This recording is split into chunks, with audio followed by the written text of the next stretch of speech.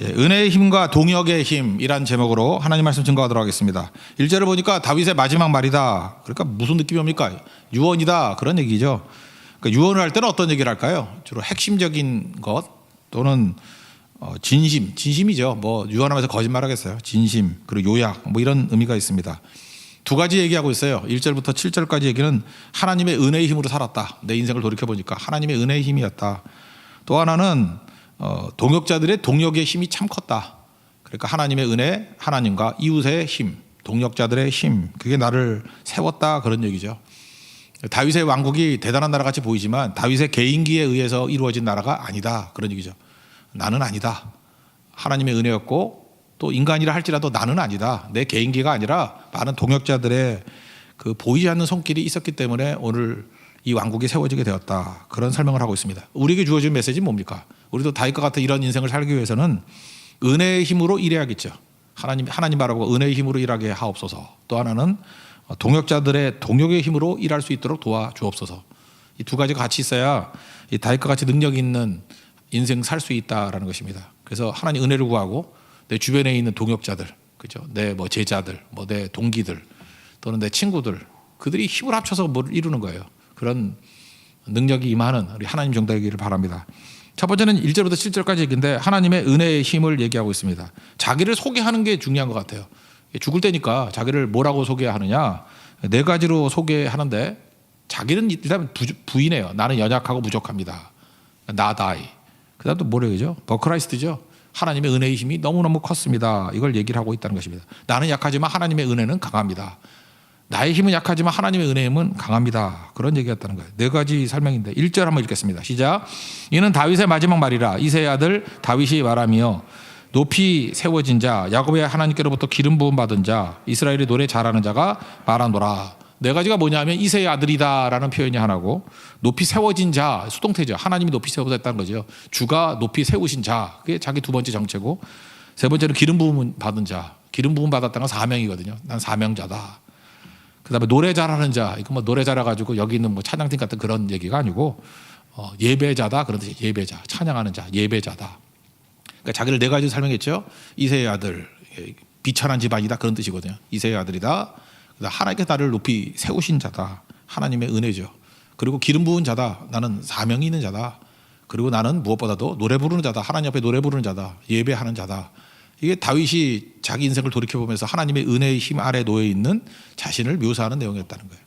적어도 우리는 자기 자신의 정체성에 대해서 이 정도로 이렇게 설명하고 표현할 수 있는 그런 능력이 있어야 된다고 생각을 합니다. 첫 번째는 이새의 아들 그랬는데, 이새, 그러니까 이새가 영어로 제시잖아요. 제시 잭슨 목사 할 때 제시 되게 많죠, 이름.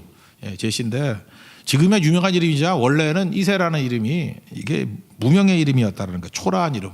그러니까 이새의 아들 그러면은 비천한 집안에서 태어났다, 가난한 집안에서 태어났다. 우리 아버지는 별 이름 안 날리는 뭐 무명의 인물이었다. 그 앞에 있는 왕 사울왕하고 비교가 되죠. 사울왕을 소개할 때 뭐라 그래요? 기스의 아들, 뭐 흠집이 있다, 그런 기스가 아니고요. 아버지 이름이 기스예요. 기스의 아들. 그 사무엘상 9장 1절 보니까 베냐민 지파의 기스라 이름하는 유력한 사람이 있으니 그랬습니다. 그러니까 베냐민 지파에서 기스는 되게 유명했는가 봐요. 성경 도처의 족보를 보면 유력한 자로 묘사가 되어 있습니다. 그러니까 아버지가 좋아요. 금수저예요.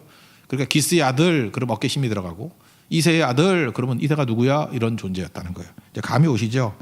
거기다가 이렇게 비천한 집안에서 태어났는데도 불구하고 그 집안에서도 또 인정받지 못했죠. 사무엘상 16장 같은 데 보면은 뭐 왕에게 기름 붓겠다고 사무엘이 오잖아요. 아들 1, 2, 3, 4, 5, 6, 7까지 왔는데 아니다, 또 있냐 그랬더니 하나 더 있다고. 여덟 번째 아들 아닙니까? 무슨 얘기예요? 아들 취급도 안 했다는 거예요. 그러니까 비천한 집안인데 거기서 또 아들 취급도 안 하는 막내였다, 뭐 그런 얘기죠. 그런데 하나님께서 그를 사용하셨다. 무슨 뜻입니까? 조건을 뛰어넘는 승리, 그게 다윗이었다는 거예요. 하나님은 낮은 자를 일으켜서 하나님의 위대한 인물로 사용하신다. 여기 혹시 가난한 집안에서 태어나신 분들, 뭐 비천한 집안에서 태어나신 분들, 나는 흑수저다, 뭐 그것도 안 된다, 그런 분들은 다윗 보라는 거예요. 자기를 이렇게 얘기하잖아요. 나는 이렇게 가난한 집에서 태어났지만, 비천한 집에 태어났지만 하나님이 쓰셨어. 그게 이새의 아들 다윗, 그런 뜻이라는 것입니다. 그게 자기 자신의 묘사였어요. 험한 인생 아니었다는 거예요. 하나님의 은혜의 인생이었다. 나를 세워주시는 인생이었다. 그 은혜에 대한 첫 번째 묘사였고, 두 번째는 높이 세워진 자. 이거 뭐예요? 하나님께서 높이 세우셨다는 거죠. 이게 수동태적인 거죠. 우리는 내가 주도하는 인생이 아니라 하나님이 세워주니까 세워진 거지 내가 스스로 된 게 아니다. 은혜죠, 은혜. 은혜로 하나님이 나를 높이 세워주셨다. 이런 고백이라는 것입니다. 이스라엘 사람들에게 지금도 물어보면요, 이스라엘 사람들이 제일 좋아하는 사람이 누굴까요? 조상 가운데. 아브라함, 믿음의 조상이니까 아브라함일 수도 있지만 아브라함 아닌 것 같아요. 또 누가 있나? 모세? 뭐 말만 모세 그러지 뭐 모세 별론 것 같아요. 항상 다윗이에요. 이스라엘 국기 보셨어요? 거기 삼각형 2개 엎어놓은 거 있죠. 그걸 다윗의 별이라 그러는데 국기에 다윗의 별이 들어가요. 이스라엘 그럴 때 정체성이 뭐냐? 우리는 다윗의 나라 이렇게 얘기를 해요. 그러니까 이스라엘 백성들은 지금도 그래요. 다윗이 최고예요. 다윗이. 그 이유가 뭐죠? 다윗이 이스라엘의 모든 기초 다 세웠잖아요. 먼저 12지파 통합체를 만든 게 다윗이죠. 사울 아니었어요. 다윗 때 이게 통합이 된 거고. 그 다음에 그 수도 예루살렘인데 원래 여부수 사람들이 있던 데 아니에요. 다윗이 뺏어가지고 그 예루살렘 시온이라 그랬죠. 시온성. 하나님의 거룩한 성 만드셨잖아요. 다윗성이에요. 다윗성. 그러니까 수도 만든 사람, 통합한 사람, 통일시킨 사람, 수도 만든 사람. 거기다가 이스라엘의 정체성이 뭐예요? 하나님이 임재하시는 성전이죠. 솔로몬이 지었지만 모든 거 다 준비하고 그거에 대한 기도했던 사람이 누구예요? 다윗이죠. 다윗의 성전 그러잖아요. 솔로몬이 지었지만 사실은 다윗 성전이라고. 그러니까 이스라엘 백성들이 가장 기초를 둘 수 세 가지. 통일 이루었다, 수도 세웠다, 그 다음에 성전 세운 사람. 이게 다윗입니다. 그러니까 다윗이 뭐 최고다 그런 얘기겠죠. 그래서 하나님이 나를 높이셨다. 다윗은 그런 사람이에요. 가장 비천한 사람이었는데 하나님 높여 세우셔서 이스라엘의 모든 기초를 쌓은 분. 하나님이 나를 세우셨다. 여러분 하나님께로부터 은혜로 세워진 바 되는 하나님의 종 되기를 바랍니다. 그 다음에 세 번째 내용은 뭐라 그랬어요? 주께로부터 기름 부음 받은 자 그랬죠. 야곱의 하나님께로부터 기름 부음 받은 자.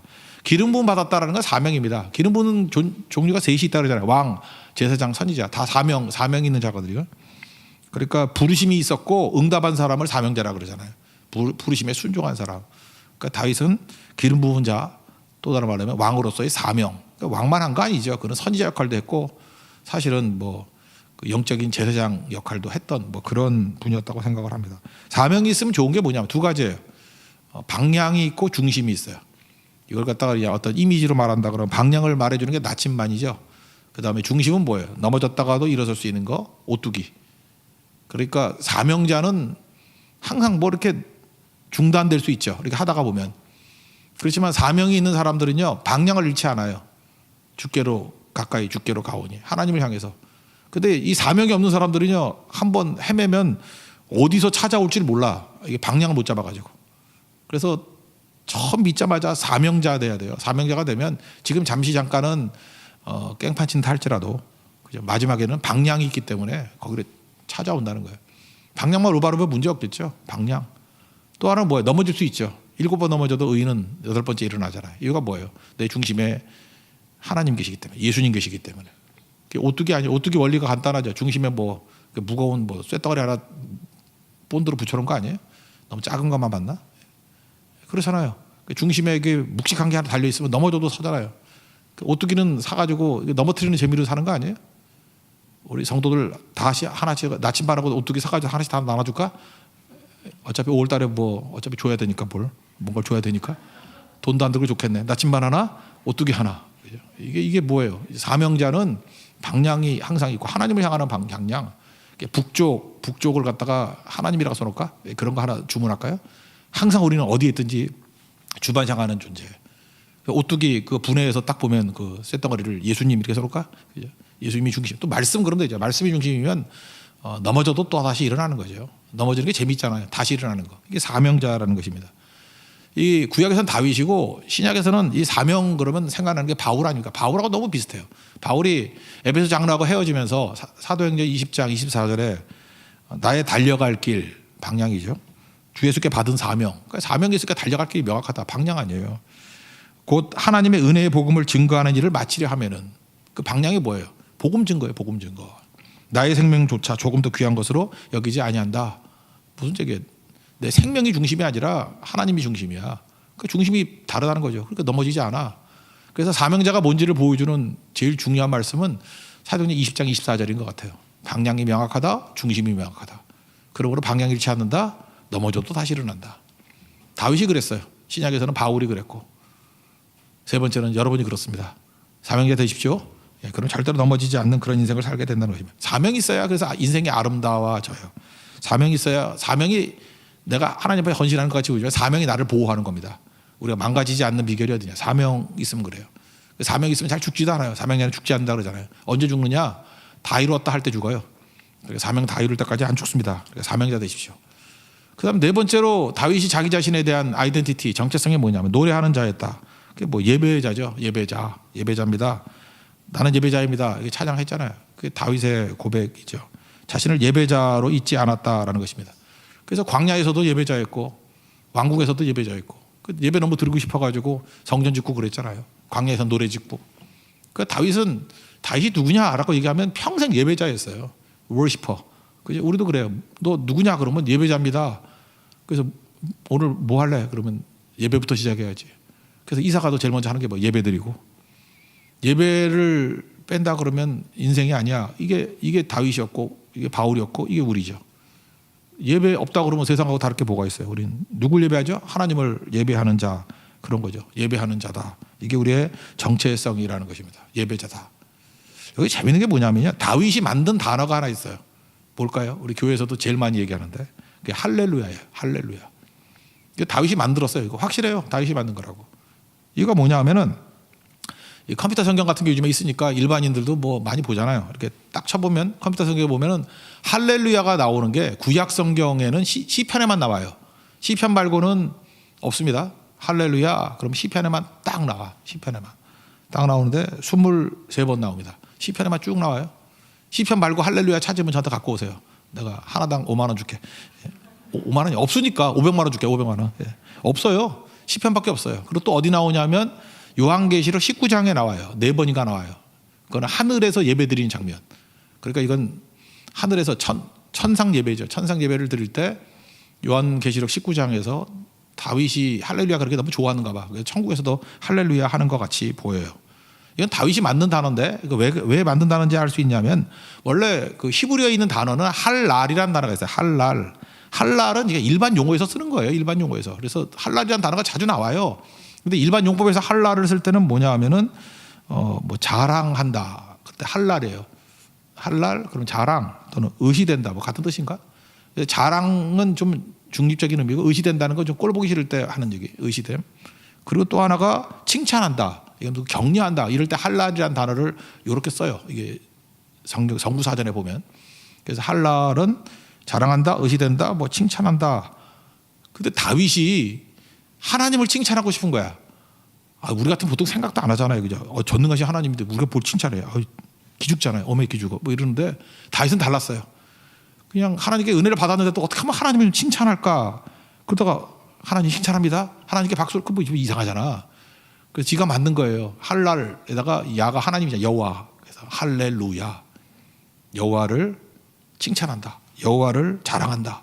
여호와를 찬송한다. 여호와를 찬양한다. 이거 만든 거예요. 할렐루야. 우리 가족에도 뭐 그럴 수 있지 않나? 뭐 자녀가 와가지고 아빠 잘했어. 그러면 옛날 그 유교적인 아버지 같으면 그러죠. 무슨 아들이 와서 딸이 와서 아빠 잘했어. 아빠 훌륭해. 칭찬해줄게. 그러면 무엄하다. 회개하라. 뭐 네가 뭔데 칭찬하냐. 뭐 이럴 수 있죠. 진짜 그런 사람도 있어요. 그죠? 칭찬해주면은 그 좋게 안 여기는 사람이 있어요. 딱 내리깔으면서 너까지 게 뭘 칭찬이야. 뭐 이런 사람도 있다고. 근데 하나님은 안 그랬다는 거예요. 이 차이가 감사한 거죠. 다윗이 막 칭찬하고 그럴 때 뿌듯해하고 기뻐하시고. 그거 어디서 할 수 있죠? 그 사무엘하 6장이죠. 그 하나님 언약궤가 막 들어올 때 다윗은 춤추고 다윗처럼 춤을 추면서 뭐 노래도 있잖아요. 주님의 임재 앞에서 하면서 막 춤을 추면서. 그때 성경에는 할렐루야라면 단어가 없어요. 그렇지만 그때 할렐루야 그때 생각해서 하나님을 칭찬하잖아요. 하나님 감사합니다. 하나님 최고입니다. 하나님 뭐 캡, 뭐 울트라 캡숑 뭐 이런 거 그런 거죠. 그렇게 만든 거라고 자기가. 그래서 막 기뻐했죠. 그래서 할렐루야라는 단어가 나오기 시작했다라는 것입니다. 그러니까 무슨 얘기? 예배자였다는 거예요. 예배하다 보니까 다윗이 만든 하나님을 칭찬한다, 하나님을 자랑한다, 하나님을 찬송한다. 이게 너무너무 좋아서 지금 뭐 핸델도 할렐루야 만들고 우리도 뭐 할렐루야라는 노래가 엄청 많잖아요. 할렐루야. 하나님을 찬양한다. 이게 다윗의 용어라고요. 그리고 천상의 요구가 돼버렸어요. 하나님이 채택하신 것 같아요. 너무 좋아서. 할렐루야. 그런 자였어요. 예배자였다는 것입니다. 예배자. 그러고 난 다음에 하나님께서 이렇게 예배자고 하니까 그의 성령을 부어주고 그의 입에 말씀을 주셨어요. 2절 한번 읽겠습니다. 시작. 여호와의 영이 나를 통하여 말씀하시며 그의 말씀이 내 혀에 있도다. 그래서 그의 입술이 이제 미래를 바라보면서 자기 얘기가 아니에요. 자기 후손으로 올 메시아를 찬미하는 메시아 고백이 나온다고. 여기 그는 이 4절부터 그는 그러니까 자기가 아니죠. 장차 오실 메시아를 바라보면서 이렇게 찬송했다고. 이건 한번 읽고 넘어갑시다. 그냥 3절부터 5절까지입니다. 시작. 이스라엘의 하나님이 말씀하시며 이스라엘의 반석에 내게 이르시기를 사람을 공의로 다스리는 자 하나님을 경외함으로 다스리는 자요. 그는 돋는 해의 아침빛 같고 구름 없는 아침 같고 비 내린 후에 광선으로 땅에서 우미 덮는 새풀 같으니라 하시도다. 내 집이 하나님 앞에 이같이 아니하냐. 하나님이 나와 더불어 영원한 언약을 세우사 만사에 구비하고 견고하게 하셨으니 나의 모든 구원과 나의 모든 소원을 어찌 이루지 아니하시랴. 여기 만사를 구비하고 견고하게 하셨다. 현재의 축복, 나의 모든 구원과 나의 모든 소원, 미래의 축복, 이렇게 바라보면서 메시아가 주시는 은총과 은혜를 참여하고 있습니다. 이 정도로 보는 게 좋을 것 같아요. 그죠? 그래서 그는 마지막 자기 자신을 회고하면서 나는 연약하고 부족하지만 하나님께서 은혜의 힘을 엄청 부어 주셨다라고 하면서 자기를 네 가지로 소개하면서 연약한 종에게 은혜 부어 주셔서 이렇게 높여 주시고 사명 감당하게 해 주시고 무엇보다도 예배자로 삼아 주셨으니 얼마나 감사한지 모른다. 이런 고백을 하고 있습니다. 여러분들도 적어도 1절에 나오는 이 네 가지 고백을 통해서 자기 자신이 다윗과 같은 정체성을 갖는 우리 축복된 종 되기를 축원합니다.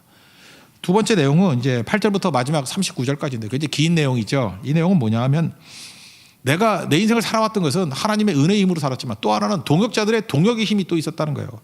나는 내 개인기로 혼자 뛰는 독불장군 아니었다라는 거예요.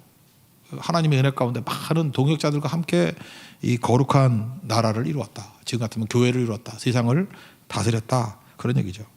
우리는 믿음 생활을 개인기로 하면 안 됩니다. 믿음 생활을 개인기로 하는 게 아니에요. 서로가 서로에게 다 필요한 거라고요. 그죠? 섬기고 세우고 하는 것들이 꼭 필요하다라는 것입니다.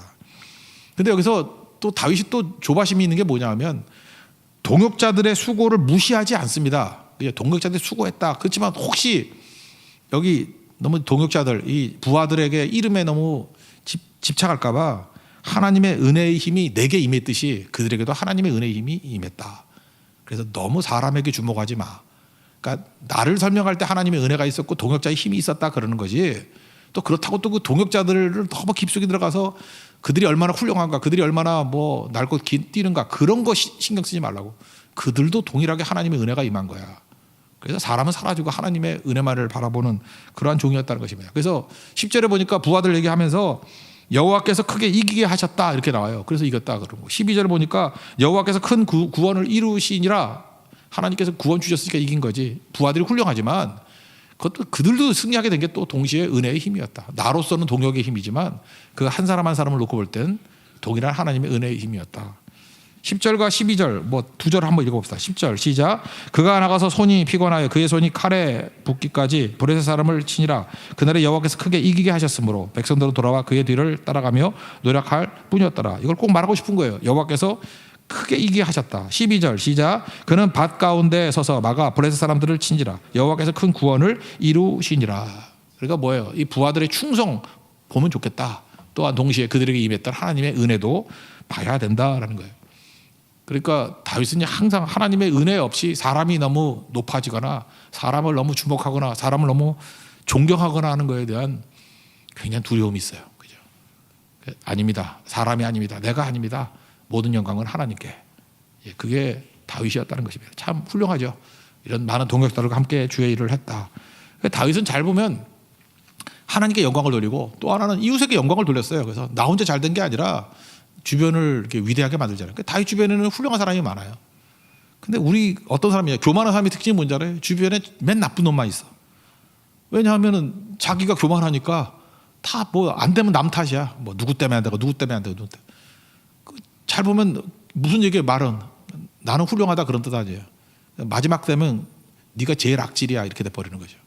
그러니까 잊지 말. 다윗은 그렇지 않았어요. 모든 공로를 다 주변에 돌려요. 하나님의 은혜였고 누구 때문에 이 나라가 선 거다. 나는 아닙니다. 그게 다윗이었다는 것입니다.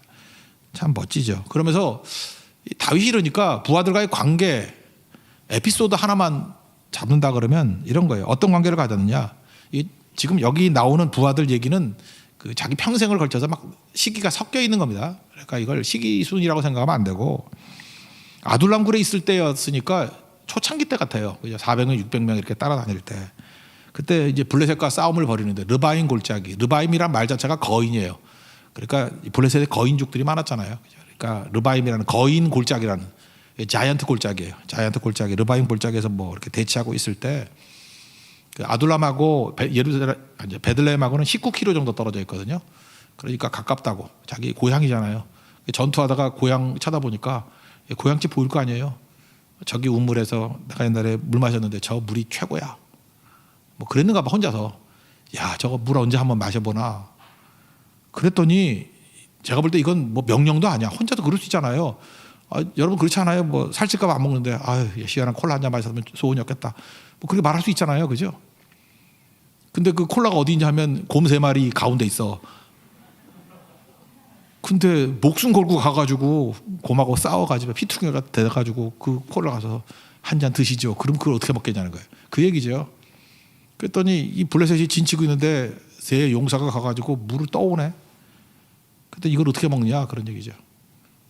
뭐 그 스토리 한번 읽어볼까요? 이거 뭐 다 가는 얘기지만 15절부터 17절까지입니다. 시작. 다윗이 소원하여 이르되 베들레헴 성문 곁 우물물을 누가 내게 마시게 할까 하매 세 용사가 블레셋 사람의 진영을 돌파하고 지나가서 베들레헴 성문 곁 우물물을 길어 가지고 다윗에게 왔으나 다윗이 마시기를 기뻐 아니하고 그 물을 여호와께 부어 드리며 이르되 여호와여 내가 나를 위하여 결탄코 이런 일을 하지 아니하리이다. 이는 목숨을 걸고 갔던 사람들의 피가 아니니까 하고 마시기를 즐겨하지 아니하니라. 세 용사가 이런 일을 행하였더라. 그러니까 이거 뭐예요? 하나의 에피소드로 이렇게 소개하는 거죠. 부하들이 얼마나 충성했느냐, 얼마나 다윗을 신뢰하고 사랑했느냐 하면 야 봐라 이렇게 야 저 물 한번 마셨으면 좋겠어. 그때 목숨 걸고 가서 물 떠오고 다윗은 그 물을 어떻게 마시냐? 이건 저들의 피값이야. 왜 이런 쓸데없는 짓을 해가지고 나의 마음을 아프게 하냐라고 하면서 여호와 앞에 땅에 부어버렸다. 뭐 이런 얘기예요. 여기서 우리에게 보여주는 메시지가 있죠. 다윗과 부하의 관계는 요즘식으로 하면 갑과 을의 관계가 아니었다라는 거예요. 갑이 돼가지고 막 명령하고 할 수 없이 따라가고 하는 그런 관계가 아니었다라는 거예요. 수직 관계가 아니었다라는 거예요. 이 정도면 형제 관계 아니에요. 형제. 그냥 피를 나는 형제 같은 그런 모습이었다. 얼마나 신뢰하는 모습인지 아느냐, 얼마나 사랑하는 모습인지 아느냐. 어딜 가든지 다윗 같은 인격을 가지고 있으면 이런 관계를 맺게 되는 거죠. 그죠? 이거 누가 나를 존경해 주길 원하고 그러는 게 아니라 그냥 이렇게 사랑하고 희생하고 십자가 지고 가면 이렇게 돼요. 실제로 피를 나누는 형제자매 아니래도 이렇게 된다고. 할 수만 있으면 상대를 잘해주려고 그러고 상대를 높여주고 인정해주고 길을 열어주고 이렇게 돼야 되죠. 그러니까 뭐죠?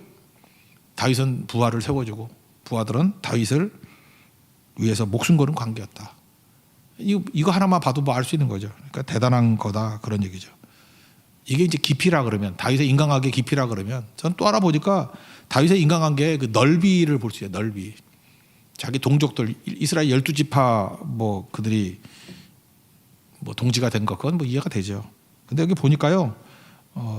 우리 그 압살롬에게 도망칠 때 믿을 수가 없잖아요. 누가 우리 편이지 적인지. 근데 다윗이 그 블레셋에 그 도망쳤던 적이 2번 있었죠. 그때 도망쳐 있을 때에 그 아기스 밑에 있던 블레셋 사람들이 다윗의 인격에 감복이 됐는가 봐. 그래서 그렛 사람과 블렛 사람이라는 그 블레셋 사람들이 와가지고 600명이 다윗을 호위해줘요. 이게 사무엘 하 15장 18절인데 그렛 사람과 모든 블렛 사람과 및 왕을 따라 가드에서 온 모든 가드 사람 600명이 왕 앞으로 행진하니라. 참 아이러니죠. 다윗을 보호했던 사람이 누구예요? 초창기 대적이 블레셋이거든. 가드 사람 600명이 와가지고 동네가 가드니까 진짜 다윗의 가드가 돼줬어. 예. 가드 사람이. 그게 블렛 사람과 그렛 사람 600명이. 그래서 그들이 다윗을 보호해서 압살롬에게서부터 피난을 갔다가 돌아오게 만드셨다. 그러니까 그의 폭이 얼마나 된지 알겠죠. 가드에 도망갔을 때, 아기스 왕 밑에 있을 때 그저 옆에서 보고도 흠모하는 인격이 됐다는 거예요. 그러니까 뭐예요? 이방인들과도 이렇게 형님 아우할 정도로 이렇게 희생할 줄 알고 십자가 지는 정신을 갖고 살았던 사람이다. 다윗이 참 멋지지 않습니까? 그런 모습이 있었던 거죠. 거기다가 또 하나는 뭐냐 하면은 여기 보니까 암몬 사람도 나오네. 37절 한번 보실래요? 37절. 그 앞에 보니까 누구 나오죠? 암몬 사람 셀렉. 암몬 사람도 자기 부하 중에 있었고요. 장군 중에. 또 하나가 39절에 햇사람 우리아라. 이상 총수가 37명이었더라. 근데 햇사람, 이거 히타이트족이라 그러죠. 히타이트족. 찰기 문화 첫 번째 했던 거. 햇사람 우리아. 근데 좀 마음이 아프죠. 이렇게 충성스러운 사람이었는데 죽이고 바세박하고 또 뭐 그러고 이런 거 보면서 인간 다윗을 있는 그대로 난 성경이 이래서 좋아요. 여기서 36명 그래도 우리가 뭐 알아? 근데 뭐하러 우리아까지 넣었지? 정직성이죠. 자기의 충성스러운 부하에 우리아를 뺄 수는 없어. 그래서 우리아라는 얘기를 듣는 그 순간에 다윗이 얼마나 연약하고 쓰레기 같은 인간이었는지를 알게 되잖아요. 우리 인생이 그래요. 그래도 하나님이 또 사용해 주셨다. 이런 거죠. 저는 이 39절 읽으면서도 이게 또 눈이 가더라고요. 하나님은 우리는 이렇게 부족한 정도를 또 쓰셔가지고 인생을 높여주신다는 것입니다. 그러므로 우리가 여기서 가져야 될 게 뭐냐. 관계 깨지는 거를 조심하십시오. 교회는요. 하나님의 영광을 위해서 하나님의 은혜의 힘도 필요하지만 또 하나가 동역의 힘도 필요한 거예요. 그래서 자꾸 사람들과 다투거나 내 자존심 때문에 누구를 뭐 욕하거나 이렇게 뭐 싫어하는 사람이 잠깐 많아진다는 거는 이 마귀가 틈타는 거예요. 마귀만 좋아한다고. 그래서 어떻게 분열을 일으킨다 할지라도 입 다물고 있고, 그죠? 그 다음에 형제의 의식을 가지고 이렇게 품을 줄 알고, 또 그 다음에 누가 이렇게 지나치게 막 그런 거 있잖아요, 그죠? 목숨 걸고 와서 막 물 떠오고 할 때 역시 물 맛은 베들레헴 물이야, 뭐 이러지 말고 그때 갖다 부을 줄도 알고. 이런 게 뭐 우리 주변에 많이 있지 않아요? 예를 들어서 다른 사람이 막 굶고 있을 때 나 혼자만 고기 먹고 오면 안 되잖아. 그런 거 있지 않나? 여러분 사랑하는 사람이 굶고 있어. 김밥 먹고 있는데 자기는 갈비 먹을 마음이 생기나? 죄송합니다. 뭐 먹는 거 그러면 그래서 하여튼 그런 의식들 있잖아요. 이런 의식들 항상 내가 참 마음이 아프다. 나 혼자만 너무 기쁘고 즐거운 것 같다라고 해서 이렇게 절제하는 마음들, 그게 본심에 있으면요 묘한 게 뭐냐면 인간은 알아요. 그거를 알아서 이렇게 끈끈한 물 마시는 문제 하나를 가지고도 이렇게 피를 나는 형제 같은 모습이 된다는 것입니다. 이게 뭐 하루아침에 되겠어요. 본심이 그래야지. 이건 쇼로 되는 거 아니에요. 진심이 이렇게 만들어 준다라는 것입니다. 다윗 평생 은혜의 힘으로 살았습니다. 동역의 힘으로 살았습니다. 우리도 인생을 돌이켜보면서 마지막 제일 잘 사는 길이 어디에 있느냐? 은혜의 힘으로 살았습니다. 또 동역의 힘으로 살았습니다. 이 고백이 있는 우리 신실한 하나님의 종 되기를 바랍니다. 오늘 이 말씀 듣고 이제 기도할 때는 하나님의 은혜도 구해야 되지만 또 동시에 하나님 내 주변의 동역자들과 이렇게 강력한 연대를 이룰 수 있도록, 하나됨을 이룰 수 있도록 하나님 내 직장에서 내 일터에서 은혜를 부어달라고 간구하는 하나님의 종 되기를 축원합니다. 자리에 일어나겠습니다. 은혜 찬양하겠습니다.